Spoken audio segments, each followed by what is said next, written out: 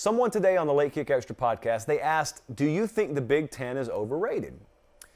And I thought about it because initially my gut was to say, I had to look at the AP first, and I said, oh, they got 5 teams in the top 10. Yeah, they're probably overrated. But that's not true. That's not true at all. If you think about it a little bit deeper, I was kind of a prisoner of what I criticize all the time. I was not judging them against the proper scale. This is what people do with great teams a lot. They do it with Bama, they do it with Ohio State, they do it with Clemson. They will judge them based on past versions of those teams. Bama, right now, I had them number 2. You probably have a huge problem with that. It's because you really subconsciously judge Bama teams against past Bama teams. But that's not what we're doing here. We're judging any given team against the rest of the field in that given year. So let's talk about that within the context of the Big Ten. Big Ten's got 5 teams ranked in the top 10 right now. If you think that means the Big Ten's overrated, here's really what you're telling yourself. What you're telling yourself is, I have a preconceived definition of what top 10 means in my mind. Independent of any given year, I've just got basically a scale in my mind. If you say top 25, I think a certain thing. If you say top 10, I think a certain thing. And I don't think there are 5 of those teams up there that warrant that lofty consideration. But that is not how you define whether a conference or a team or a group of teams is overrated. You have to judge teams in a ranking system based off the scale of that year in isolation, in a vacuum. And so we're looking right now, Iowa's number 2, Ohio State 6, Penn State 7, Michigan is 8, and Michigan State is 10. So in order for this to be true, in order for the Big Ten to be overrated as a conference, or any number of these teams to be overrated, you have to show me who deserves to be higher. Now, I'm not talking about power rating, so take what the JP poll is, wad it up, throw it out the window. Now we're talking about legitimate rankings. Who deserves to be higher? Don't bring things like Coastal Carolina. We're serious right now. I'm not putting Wake Forest in this conversation. We're serious right now. Who deserves to be top 10 to such a degree that these teams don't deserve to be there? And I looked at it, and I don't think that there really is an answer out there. You could go semantics. I think Kentucky's 11 right now. So sure, if you want to tell me you think Kentucky's better than Michigan State, have at it. Flip-flop. Okay, what are we talking about at that point? At that point, we're saying the Big Ten has 5 of the top 11 teams in the country. My point is, I think college football has broken this way so far this year in such a manner that the Big Ten is not overrated. And here's really what it comes down to.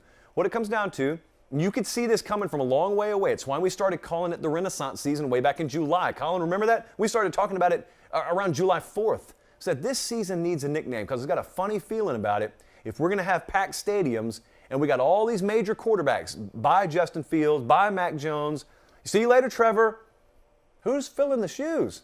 Who's going to take their place? You might as well have George Jones lay down the soundtrack. Who's going to fill their shoes? Well, the answer is some inconsistency has filled their shoes. And we've got DJ Uiagalelei that is not Trevor Lawrence. And as good as Bryce Young has been, this is not Mac Jones. And it's not just in the vacuum. Bama also lost historic amounts of talent at receiver. And we look at Ohio State. You knew a guy who had never taken a snap in meaningful time was going to have to replace Justin Fields at Ohio State. And so all that's happening. Oklahoma didn't even fit this category, but yet they've already made a change at quarterback too. My point is, this is a year that is ripe for the Big Ten to thrive. Because the normal thing that was separating the elites in college football from the Big Ten was the quarterback position. Well, they ain't got it right now. And that's why no one's pulling away. You think in your mind, be honest, you think Georgia's the best team in the country right now. They've got Stetson Bennett at quarterback. God bless Stetson Bennett. And let me just give you a little side note that has nothing to do with the Big Ten. One of the popular talking points in my home state right now is, do we even need JT Daniels?